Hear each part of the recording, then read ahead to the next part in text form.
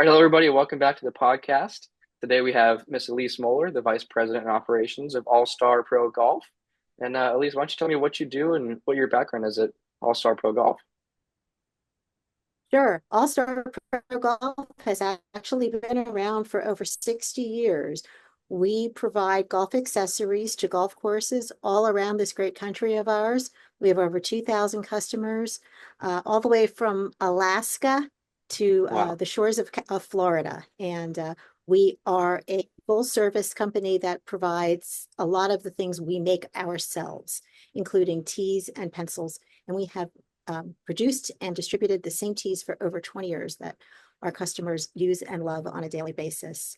I am the Vice President of Operations, and as such, I'm in charge of everything from HR down to procurement. And one of my most interesting aspects of my job is that I get to search for and determine what our new products are going to be every year. awesome. Sounds like an amazing job. Also, a very stressful and busy job as well. I come from a pretty stressful world. I have been almost over 25 years in corporate Oh, communications. wow. Okay. I've worked, my specialty is branding, crisis communications, and marketing. And I've worked for everybody from two different governors all the way to a major banking institution in this country. There we go. Very, very well-rounded resume, you might say. It's kind of diverse, a little bit of a jack of all trades. That's right. Elyse, why don't you tell me a little bit about any industry trends you're seeing right now that are affecting All Star Pro Golf? Yeah, so it's interesting. Things ebb and flow. In my years of doing this, we've seen a migration from all wood to all plastic back to all wood when it comes to teas. And it's predicting what's going to be hot and new every year is one of the biggest challenges of my job. This year, we were able to actually forecast and predict and plan for a resurgence of the retro look. And the retro look is very popular in everything from tees to Hmm. apparel to accessories, and even as evidenced by the fact that Adidas just recently came out with an entire line of retro clothes for golf that are Hmm. incredibly cool. That's So we awesome. suit with accessories, and the golf courses that we work with have responded very well to them. In That's great. fact, if I could show you real quickly, Of let's course. watch this up, Ethan. Uh, we were fortunate enough to be chosen for some of the top golf courses in the country. And if you can see in this assortment of tees that we made this year, you will see a lot of dark wood stained Yep. tees with stripes. Boy, everybody had to have a stripe. And that is an ode to the retro look, like the old varsity jackets that Right. my generation used to wear. And it's back in style this year. And so Right. one color striping, two color striping, and even three color striping. Uh, Gotcha. what we're seeing this year is a big push to decorate the top of the tee as well as the side of the tee. And if you think about it, it makes a lot of sense because where do you get your tees when you go to play golf? They're placed in your golf cart for you, and they're in the little holes. And what's the first thing you see when you look down? You see the cup. And it's Right. also an opportunity. You think about it, right? Everything in at the golf course is real estate. And I don't mean houses, I mean branding real estate. So if you're going to take the time and money to decorate the shank of the tee, why not also spend the money to decorate the top of the tee? Because that Hmm. is vacant real estate that is Right. available for the taking. Right. Yeah, I can definitely tell you my golf bag is full of those kind of teas right now. So you're definitely doing the right things. I think And that's it's definitely a, funny, sorry, yeah, go ahead. so some courses actually are kind enough to leave the tees in like a starter box for you. Not they don't always put Hmm. them in a golf cart, they put them in a starter box. And I always know when I'm designing the tees which ones are the most popular because people have very heavy hands when they see something they like, and Right. they tend to fill their golf bags with tees. Right. And the golf courses call and they laugh. But you know what? It's a compliment, right? Because to me, your tee, if you're a golf pro, your tee is your business card. Hmm. And if people like your tee, then that's a compliment to your course and to Right. what you've put into branding your golf course appropriately. Right. Yeah, the tee is definitely important because you go and you'll play another course, and let's say you're a member at, for example, this summer I was playing a lot of golf up in the Northeast section, and I would go and play a course, and I would find a tee on the tee box, and I'm like, oh, there's a ball just raw tee right there, and then it reminds you of the course you went and played. It's yeah, it's definitely I like the analogy of the business card. It's that's pretty good.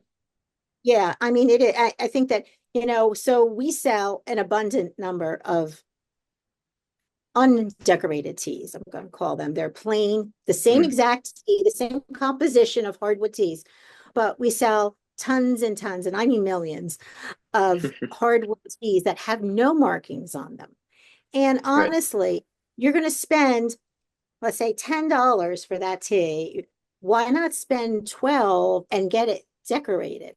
It Right. just doesn't make a lot of sense to me. But I mean, some courses have budgets, I understand. And so, what we recommend for somebody like that is you do maybe a half and half mixture.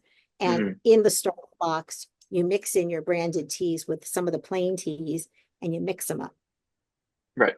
I think it's a great idea. It's definitely important for you as well as being the vice president of operations to be on top of the trends and make sure you're benefiting from the different ups and downs and making sure you don't pump out the vintage teas whenever classic teas are in style and stuff like that. I think that's great. Well, it's also not just a personal preference, but some golf courses are moving back to wood out of concern for the environment. Gotcha. And it all depends on your superintendent and what he or she feels is the best approach. But it's Hmm. not just tees, it's everything on the golf course, even all the way into the pro shop itself. Right. We used to sell a lot of plastic shopping bags. And now Mm. we're hearing from our customers that they can no longer use shop plastic because of regulations that are being put into place by their municipalities or townships or Right. counties, and they have to now move to paper bags. So Right. we're having to pivot as well and make certain changes to our buying patterns to accommodate new rules and regulations that are even above and beyond the golf course's control. Gotcha. Yeah, that's definitely I would say that's accurate as well. That where we were, it would definitely went from plastic bags to paper bags. And honestly, I think the members liked it a lot better. It felt more premium giving them a nice big branded paper bag than giving them the plastic bag. Well, our plastic bags were branded as well. Oh, okay. It's just that now they're saying we can't have them anymore. And Gotcha. so we have to make only paper for them. Gotcha. And it'll depend on where they are, of course. Right. Right. Well, in terms of scaling the business and pushing for more growth, what are your goals for the next 6 to 12 months? Well, as I have already talked about, the fact that we're trying to get a handle what happens, what's going to happen next year. Hmm. And it's really only October 1st, right? So we're trying to gauge that ahead, and it's very hard to do. Very similar to apparel in this country. When apparel buyers are trying to sell their wares, it's always 1 year ahead. I'm not quite that drastic. But I've got to figure out things 6 months in advance. And I'm not seeing any huge changes next year, other than the plastic versus paper shopping bags. But what I am seeing different for next year is who is going to be doing the buying at the golf course. Right. And what we're seeing is that, for 20 years, it's always been up to the pro at the golf course, to the head pro, to Hmm. determine the budget, the products, and what will be purchased and from whom. Right. This year, and we're starting to see it already, golf courses, larger golf courses, are hiring merchandisers for their golf shops. And these are people who are educated or who have more of a business background, and they're educated in P&L statements and margins and Right. ROI.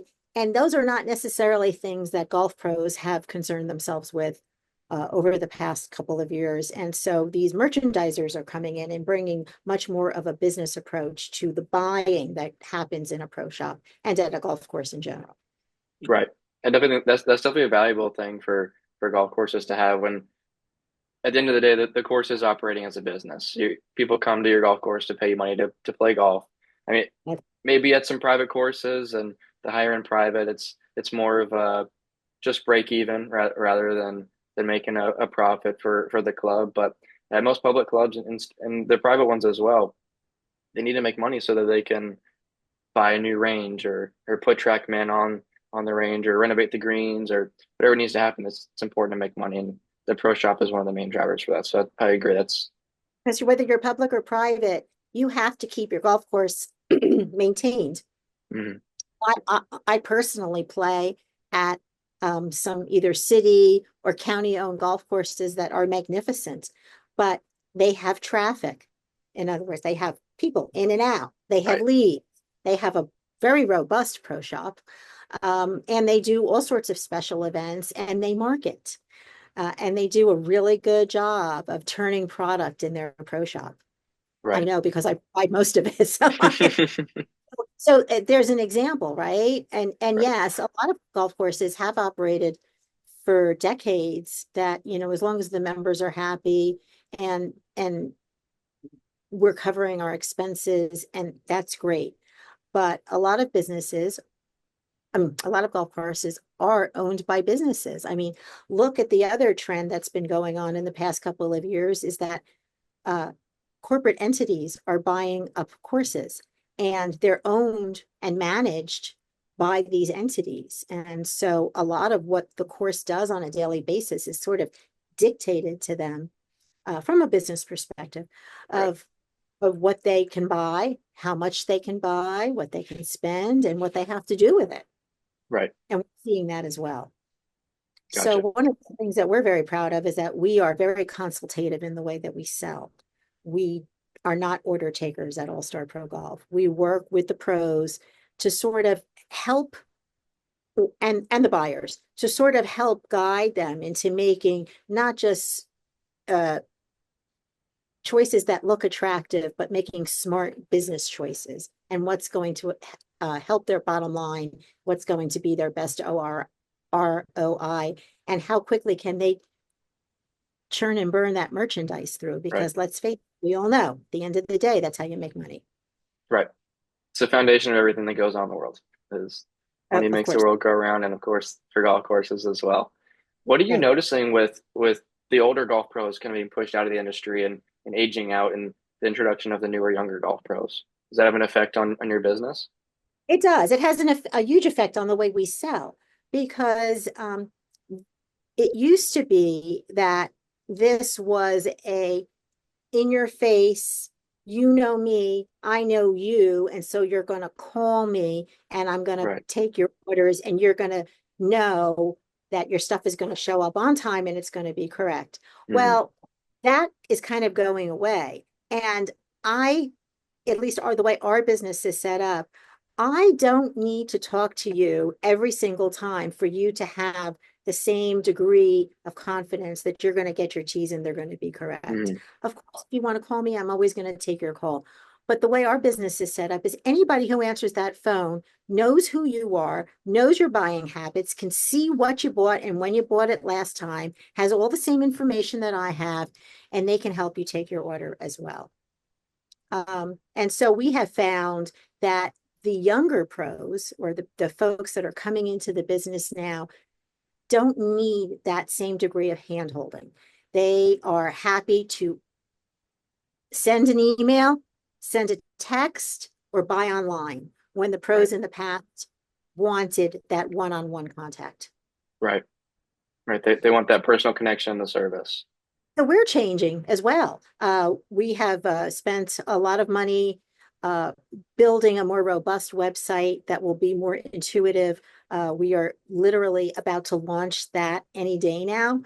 And we're continuing to make changes and adjustments so that pros who are more comfortable pulling out their phone, I see it's Hmm. blurry, pull out their phone because they're on a golf cart, go into hole 8, and they're like, oh, I forgot to order this. And they're like, yeah, let me punch it in. And then they're done. Right. And it's off the list, right? But Right. if they have to sit and call me, I may not be able to come to the phone. It may be at night, it might be on the weekend. This way they can order and we'll still take care of their needs because we can make sure that it matches up with what they've historically purchased. Um, of course, there are those folks who want to do a lot of tournament work, and we do that, and that is all custom work. And Right. we're certainly available to talk to everybody for those types of orders. People who need to Right. create scratch, people who are not sure of what are the options for, I don't know, a metal and enameled bag tag with a leather strap. What are the choices? Well, that takes a conversation. Right. So by freeing up some of our time and having people sort of self-help themselves, we are able to spend the time that we need to spend with the people who need more help and need to put together bundled packages for Right. tournament tickets. Right. I think that's so valuable is adapting to the new technology and stuff like that, especially in the golf industry when the golf industry is usually so late to adapting and adopting new technologies and stuff like that, especially with the uprise of AI and most places don't have websites as well. Like you'll go over to uh, most apparel companies. I don't want to say most, but some apparel companies in the golf industry they don't have a great website. You go on there and you're struggling to get something, or you want to just do a couple clicks and order some polos, but you can't because they're old school and they haven't adapted. But I think that's great that you guys have built a robust website that makes it easier for golf pros that are usually stressed on time as well. They're busy. They got lessons booked up all day. Their They're weekends, they're always working weekends on as well. time. And Anybody who's been to a golf course knows what the day in a life of a pro is like. I right. mean, not only are they a salesperson, a golf pro, a teacher, sometimes they're also a grill master, right? Right. Kind of a babysitter Right. uh, to the younger